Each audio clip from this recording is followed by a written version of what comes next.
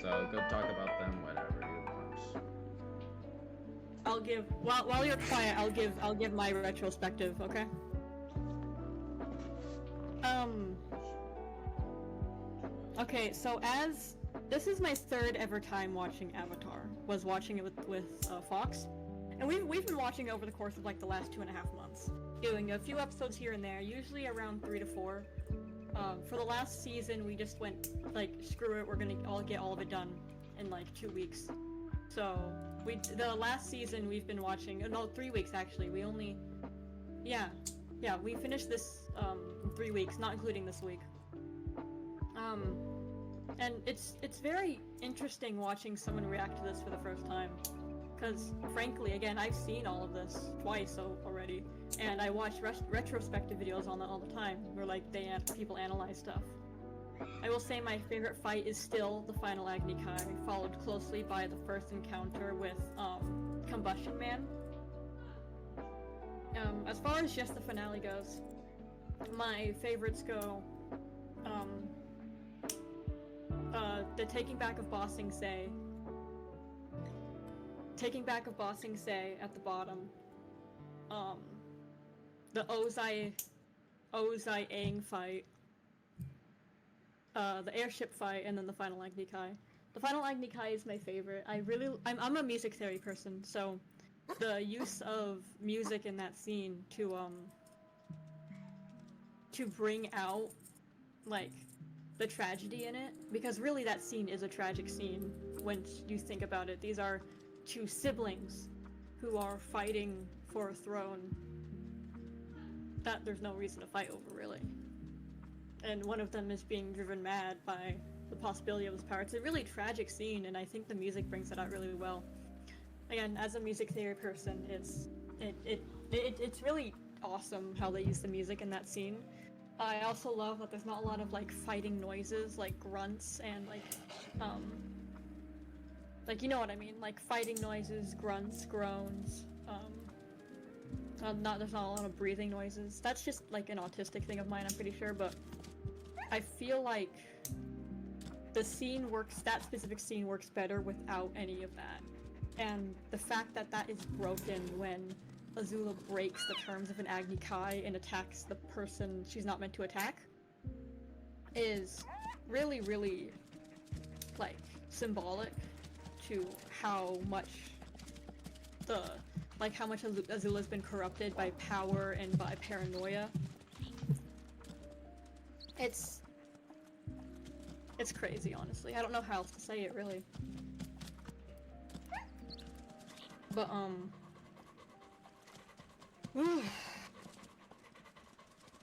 this has been really wild, honestly. I don't really know what to say. Go away, child. Alright, Galax is actively trying. I like sensed him watching me. Go away. Yeah, I really love the final Agni Kai, as I said again. I also feel like the fact that the fight ends with Azula screaming in anguish and pain as she realizes she's lost everything in one foul swoop is really, really a testament to the power of that scene. Because I feel like had that happened in any of the other scenes, it would not have hit as hard at all. And I feel like part of that is because there is no like grunting or angry noises from especially Zuko the entire scene, and any of the ones from Azula are in frustration and anger, and it just highlights the difference in their mental state at that point. Had that final Agni Kai happened at any other point in the series, I believe that the roles would have been reversed. Azula would have been calm and calculating, while Zuko would have been angry and very aggressive.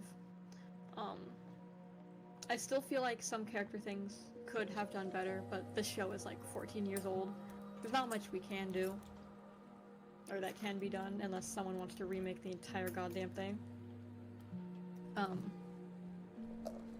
But I really love this show.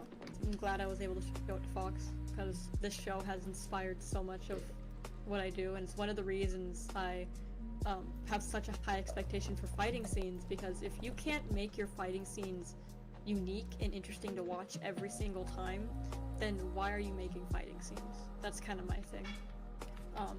And what I really love about Avatar as well is that only a few scenes are for the spectacle. Every scene has a point to it. Every scene has storytelling. Even the scenes that are meant to be really pretty and awe-inspiring, like the scene at the Sun Warriors, where they have all the rainbow fire. That is a spectacle scene, but it has a storytelling purpose. You can see Aang and Zuko actively learning the true meaning of firebending as the dragons envelop them in fire. As well as, like, the beautiful, like, clashing of the Azula's really hot blue fire and Zuko's fairly normal orange fire, really. The way those two colors... You know your mic's really sensitive, right? Yeah, I told you this. Then go away. They can hear you. I know. I tried. So, darn it, made me lose my train of thought. Stop. Fuck you. Sorry, had to scream at the child. Yeah, I love the final Agni Kai. There's so much meaning behind it that I feel like isn't really captured in any other scene. Like, I feel like what makes me not like the Ozai Aang fight is because you know that Aang is gonna win. You know what's gonna happen. He's gonna go into the Avatar state eventually. He's gonna, even if he doesn't kill Ozai, he's gonna win. And you know that because it's the stakes of the thing. But with Azula and Zuko, you don't know if he's gonna win. You know no one's gonna die because it's a Nickelodeon show. But you know that you don't know if Zuko's gonna win. Especially once he gets hit by lightning and Azula starts chasing around Katara. That was the first time I have ever seen a show and thought these people might lose. And I feel like the very real stakes that are at play during that fight are just, it enhances it so much. It's the same reason I love the airship battle, and it's why it's my second favorite fight in the whole series, is because there are real stakes to what those three are doing. And sure, Suki comes in and saves them at the last second, but to be fair, you see her going to do that. Like, you see her run inside the airship before it cuts away. So there is reason to believe that she was planning that the whole time. But that's why those two fights are my favorite, is because compared to the rest of the show, there are actual stakes. And you can sense them. Especially, like, the voice actors do so well. They carry that, those scenes.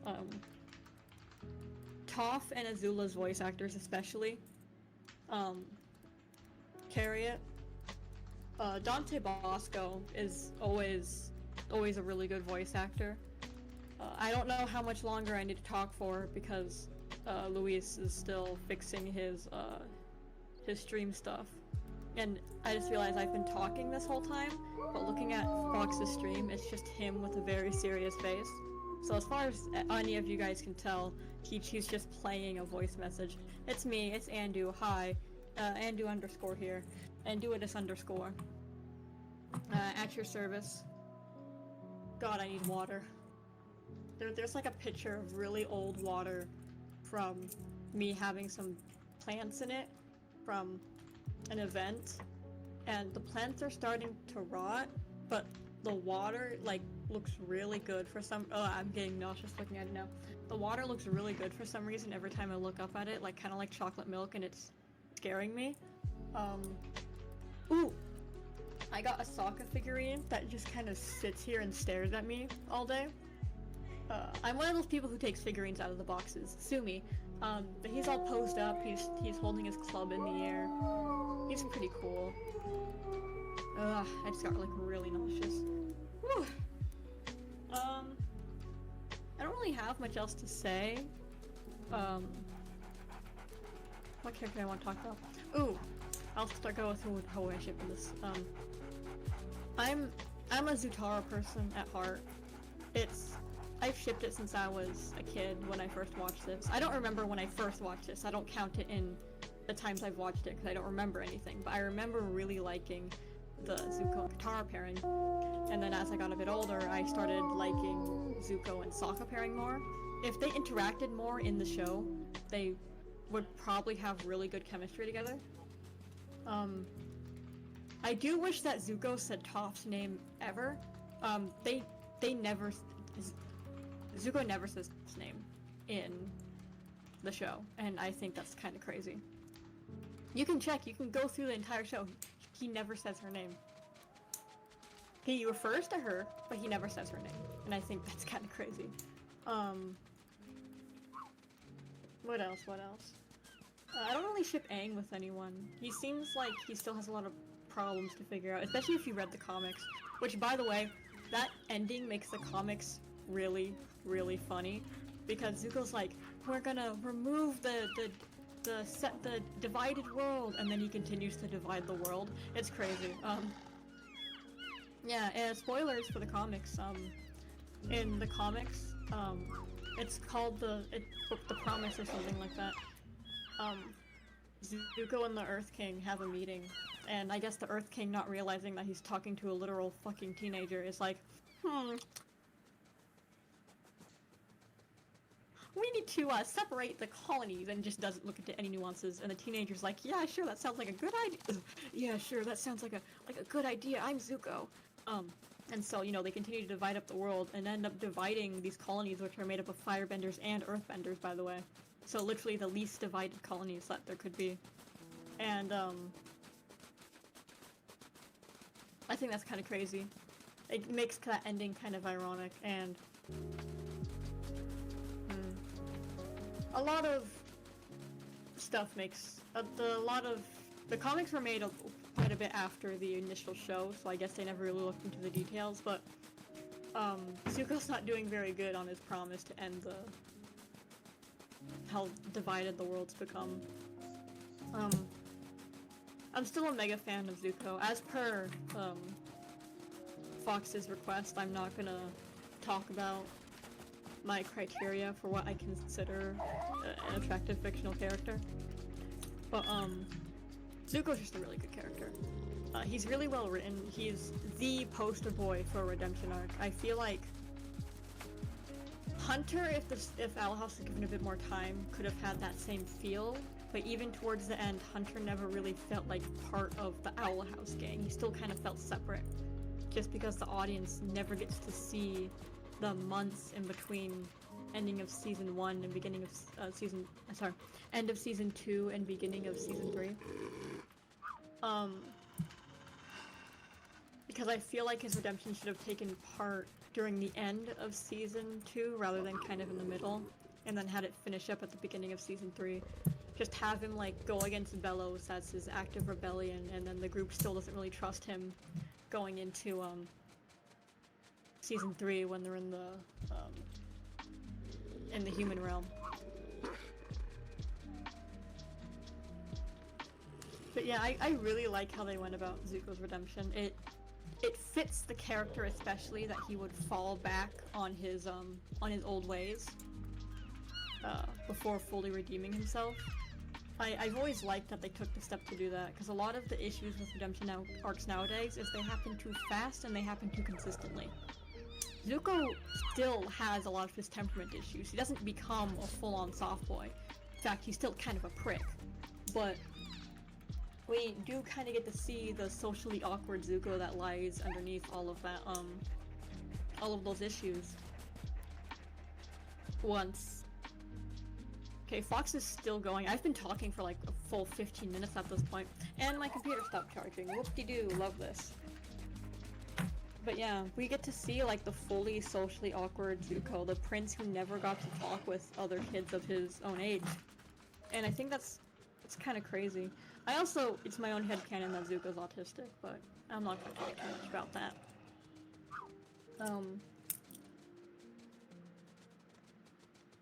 Yeah, I really like Zuko. I really like that they kept him consistently evil for the entire first season. A lot of shows that want to redeem their like big bad, try to rush his redemption too quickly.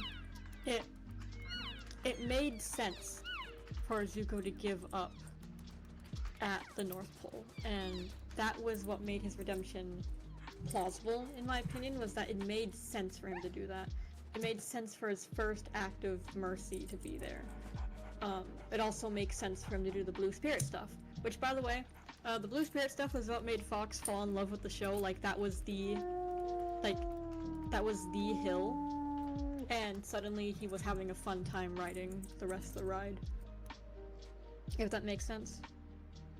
Yeah, the blue spirit was Fox's like his hook to the show.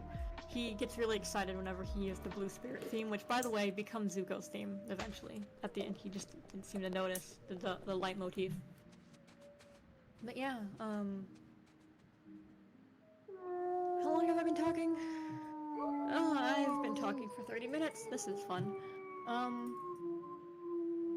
I could yap on for ages and ages. It's funny, I'm saying that because I'm running out of things to say. But, I really like Zuko. Season 2, all of that made a lot of sense. Him leaving Iroh is kind of like his way of trying to figure out who he is. He's lost, and Iroh's only making him more confused, so he's leaving on his own. His reason for it is stupid. I will admit that. Zuko's kind of stupid. But, no, I really enjoyed that. And him living at the Jasmine Dragon and seeming fine with that life. Like, when we see him before he rejoins Fire Nation, he seems like he is willing to live like that for the rest of his life. He seems happy. It's only because Katara found out that he lived there, found out about him and Iroh. And Katara's Katara, she holds grudges. Like, hi. Thank you. I have food chat. No. Katara's Katara, she holds grudges, so she sees them. She sees Zuko smiling for lunch, by the way. That's like one of the 5 times you see Zuko smile is when he's in the tea shop and working. She sees Zuko smiling and happy and genuinely enjoying life, and she's like, sus, and reports them. I feel like it would make sense for Zuko, even though he still holds a lot of anger, would have been happy to just live like that. Yeah, I really like, I think about Zuko way too much for it to be healthy. Yep, and I just saw Fox make an okay motion, and he's putting his headphones on stream, and yep, there we go. What was that? I've been yapping this whole time. Dude, don't tell me you've been yapping about Zuko the entire time. I have not been yapping about